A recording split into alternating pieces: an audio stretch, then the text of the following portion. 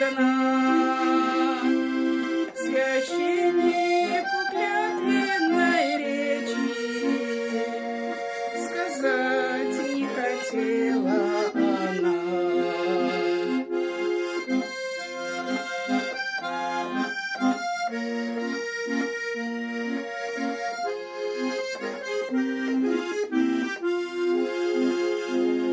Я видел, как бледный румянец покрыл молодое лицо,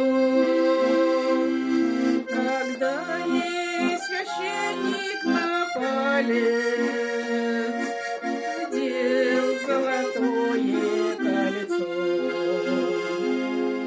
Из глаз ее горькие слезы ручьем по лицу потекли. Завянут прекрасные розы, напрасно их так берегли.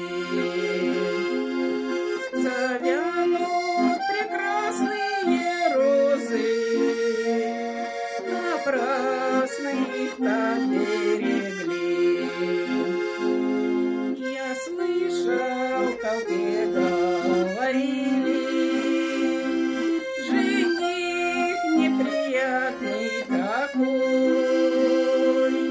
напрасно девицу сгубили.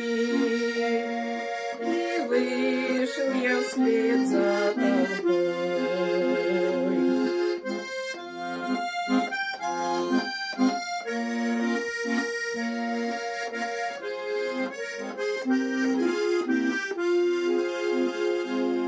Мне стало так тяжко и больно, что жизни своей был не рад.